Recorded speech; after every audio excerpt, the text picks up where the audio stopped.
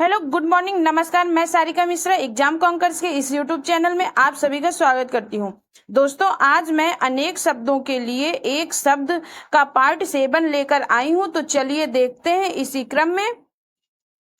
प्रश्न संख्या 121। देखिए, 121 में पूछ रहा है, अतिथि सत्कार की भावना के लिए एक शब्द है।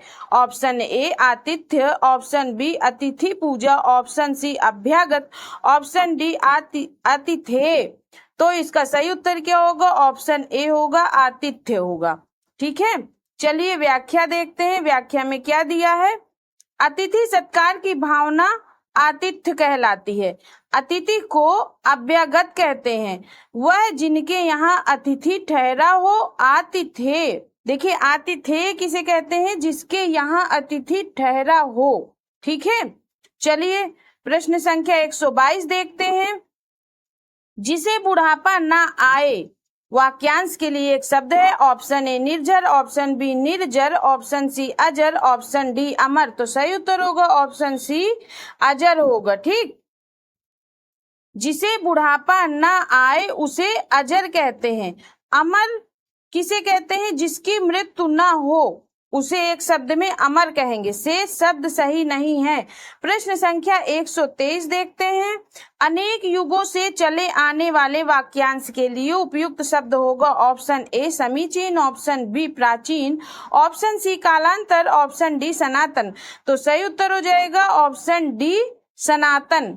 क्या होगा? ऑप्शन डी सनातन होगा। चलिए व्याख्या देखते हैं। अनेक युगों से चले आने वाले के लिए एक शब्द होगा सनातन। जो उपयुक्त हो उसे एक शब्द में क्या कहेंगे? समीचीन। जो उपयुक्त हो उसे एक शब्द में समीचीन कहेंगे।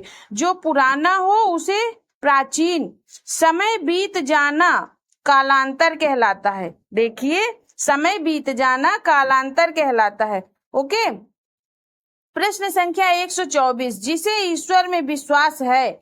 ऑप्शन ए ईश्वरी, ऑप्शन बी भक्त, ऑप्शन सी आस्तिक, ऑप्शन डी पुजारी। तो सही उत्तर हो जाएगा ऑप्शन सी आस्तिक। जिसे ईश्वर में विश्वास है उसे आस्तिक कहते हैं, जिसे ईश्वर में विश्वास नहीं है उसे नास्तिक कहते हैं। ठीक, चलिए प्रश्न संख्या 125 देखते हैं। जो व्याकरण अच्छी तरह से जानता है के लिए एक शब्द होगा। ऑप्शन ए व्याकरण, ऑप्शन बी व्याकरणक, ऑप्शन सी व्याकरणिक, ऑप्शन डी व्याकरणी। तो इसका सही उत्तर हो जाएगा ऑप्शन ए व्याकरण। क्या होगा? ऑप्शन ए व्याकरण। जो व्याकरण अच्छी तरह जानता हो उसे व्याकरण कहते हैं। ठीक, चलिए व्याख्या देखते हैं। जो व्याकरण अच्छी तरह जानता है या व्याकरण का ज्ञाता है उसे व्याकरण ही कहते हैं। ठीक, प्रश्न संख्या 126। देखिए 126 में क्या पूछ रहा है? जो क्षमा करने योग्य नहीं है। ऑप्शन ए अदम्य, ऑप्शन बी अक्षम्य, ऑप्शन सी निर्गुण, ऑप्शन डी सक्षम। तो सही उत्तर हो जाएगा ऑप्शन बी अक्षम्य हो जाएगा। दोस्तों, अगर आप लोगों को यह वीडियो अच्छी लगी है तो प्लीज मेरे चैनल को लाइक एंड सब्सक्राइब कर दीजिए, साथ में बेल आइकन का बटन भी दबा दीजिए।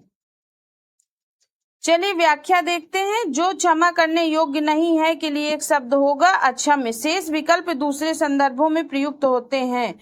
प्रश्न संख्या 127। पश्चिम और उत्तर दिशाओं के मध्यस्थ कोण को क्या कहते हैं? ऑप्शन ए ईशान, ऑप्शन बी नैऋत्य, ऑप्शन सी वायव्य, ऑप्शन डी आग्नेय। तो क्या होगा इसका सही उत्तर? ऑप्शन सी होगा वायव्य। चलिए व्याख्या देखते हैं। पश्चिम और उत्तर के मध्यस्थ कोण को क्या कहेंगे? वायव्य। पूरब और उत्तर के मध्यस्थ कोण को क्या कहेंगे? ईशान। पूरब और दक्षिण दिशाओं के मध्यस्थ कोण को क्या कहेंगे? आग्नेय। ओके, चलिए प्रश्न संख्या 128 देखते हैं। ऐसी जीविका जिसका कुछ ठीक ठिकाना ना हो। ऐसी जीविका जिसका कुछ ठीक ठिकाना ना हो। ऑप्शन ए आकाश कुसुम, ऑप्शन बी आकाश वृत्ति, ऑप्शन सी आकाश सलिल, ऑप्शन डी आकाश फल। तो सही उत्तर हो जाएगा ऑप्शन बी आकाश वृत्ति। ऐसी जीविका जिसका कुछ ठीक ठिकाना ना हो या निश्चित ना हो, ऐसी जीविका को क्या कहते हैं? आकाश वृत्ति। आकाश में फूल खिलने की सी असंभव बात को आकाश कुसुम कहते हैं। देखिए, आकाश में फूल खिलने की सी असंभव बात को आकाश कुसुम कहते हैं। प्रश्न संख्या 129, जिस पर हमला ना किया गया हो वाक्यांश के लिए एक शब्द क्या होगा? ऑप्शन ए आक्रांता, ऑप्शन बी आक्रामक, option C Ayodhya, option D अनाक्रांत। तो सही उत्तर हो जाएगा अनाक्रांत, ऑप्शन डी होगा अनाक्रांत। जिस पर हमला ना किया गया हो उसे अनाक्रांत कहते हैं, जो हमला या आक्रमण करता हो उसे आक्रांता कहते हैं, जो हमला या आक्रमण करता है उसे आक्रांता कहते हैं। ठीक। प्रश्न संख्या 130, जो बहुत मंद गति से कार्य करता हो, जो बहुत मंद गति से कार्य करता है उसे क्या कहेंगे एक शब्द में? ऑप्शन ए मंथर, ऑप्शन बी दीर्घसूत्री, ऑप्शन सी सत्वर, ऑप्शन डी मंदाक्रांता। तो सही उत्तर हो जाएगा ऑप्शन ए मंथर होगा। जो बहुत मंद गति से कार्य करता हो उसे मंथर कहते हैं, हर काम में बहुत देर लगाने वाला उसे दीर्घसूत्री कहते हैं, जो हर काम में ही देर लगाए उसे दीर्घसूत्री कहेंगे। शीघ्र को सत्वर कहते हैं। 17 अक्षर के वर्ण वृत्त का नाम मंदाक्रांत कहलाता है। 17 अक्षरों के वर्ण वृत्त का नाम मंदाक्रांता कहलाता है। प्रश्न संख्या 131, उचित अनुचित का ज्ञान रखने वाला वाक्यांश के लिए सही शब्द है। ऑप्शन ए विवेकी, ऑप्शन बी ज्ञानी, ऑप्शन सी चतुर, ऑप्शन डी दूरदर्शी। तो सही उत्तर हो जाएगा ऑप्शन ए विवेकी होगा। देखिए व्याख्या, उचित अनुचित का ज्ञान रखने वाला विवेकी कहलाता है, जो पुराण उपनिषद शास्त्र आदि का ज्ञान रखता है उसे ज्ञानी कहते हैं, जो आगे की सोचता हो उसे दूरदर्शी, तथा जो चालाक हो उसे चतुर कहते हैं। प्रश्न संख्या 132, जो अपने कर्तव्य का निश्चित ना कर सके इस वाक्य को एक शब्द में कह सकते हैं, तो बताइए क्या कहेंगे? इसका सही उत्तर हो जाएगा ऑप्शन सी किंग कर्तव्य विमूढ़। क्या होगा? सही उत्तर हो जाएगा ऑप्शन सी किंग कर्तव्य विमूढ़ होगा। जो अपने कर्तव्य का निश्चय ना कर सके अर्थात जिसे अपने कर्तव्य का ज्ञान ना हो रहा हो उसे एक शब्द में कहेंगे किंग कर्तव्य विमूढ़। जो द्वंद्व में हो उसे द्वंद्वग्रस्त, तथा जो भ्रम में हो उसे भ्रमित, जो दुविधा में हो उसे दुविधाग्रस्त कहते हैं। ठीक है, जो दुविधा में हो उसे दुविधाग्रस्त कहते हैं। प्रश्न संख्या 133, ऐसा कवि जो तत्काल रचना करता हो। ऑप्शन ए कविराज, ऑप्शन बी आशु कवि, ऑप्शन सी महाकवि, ऑप्शन डी कवीश। तो सही उत्तर हो जाएगा ऑप्शन बी आशु कवि होगा। क्या होगा? आशु कवि। जो कवि तत्काल रचना करता है उसके लिए एक शब्द होगा आशु कवि। कवियों में श्रेष्ठ को कविराज, कवियों में महान के लिए महाकवि, तथा कवियों का ईश कवीश कहलाता है।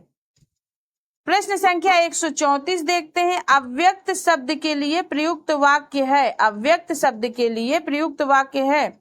देखिए कौन सा वाक्य इसमें प्रयुक्त होगा? ऑप्शन ए जिसे कहा ना जा सके, ऑप्शन बी जिसे व्यक्त न किया जा सके, ऑप्शन सी जिसे कहा जा सके, ऑप्शन डी जिसे व्यक्त किया जा सके। तो सही उत्तर हो जाएगा ऑप्शन बी जिसे व्यक्त न किया जा सके उसे एक शब्द में अव्यक्त कहते हैं। चलिए व्याख्या देखते हैं। अव्यक्त शब्द के लिए एक वाक्य शब्द द्वारा जो व्यक्त ना हो सके होगा। जो बोल नहीं सकता मूक, जो वचन या वाणी द्वारा कहा जा सके उसे कथनीय कहते हैं। ठीक, और जिसके बारे में कुछ ना कहा जा सके, जिसके बारे में कुछ ना कहा जा सके उसे एक शब्द में कहेंगे अकथनीय। प्रश्न संख्या 135, जिसके हाथ में शूल हो शब्द समूह के लिए प्रयुक्त शब्द है। ऑप्शन ए चक्रपाणी, ऑप्शन बी शूलपाणी, ऑप्शन सी वज्रपाणी, ऑप्शन डी पाणिग्रहण। तो सही उत्तर हो जाएगा शूलपाणी, ऑप्शन बी होगा। व्याख्या देखते हैं। व्याख्या में क्या कह रहा है? जिसके हाथ में शूल हो उसे शूलपाणी, जिसके हाथ में चक्र हो उसे चक्रपाणी, जिसके हाथ में वज्र हो वज्रपाणी।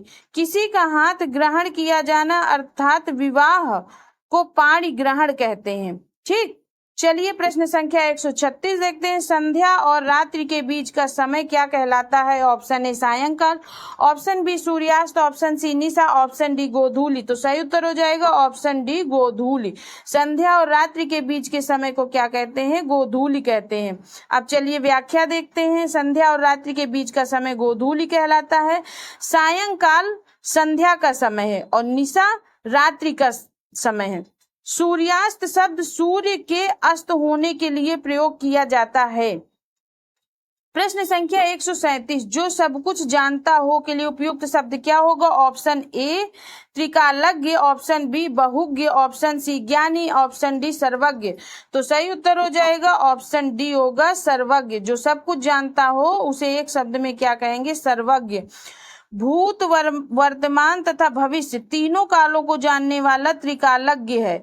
जिसने ज्ञान प्राप्त किया हो उसे ज्ञानी कहते हैं। जिसने ज्ञान प्राप्त किया हो उसे ज्ञानी कहते हैं।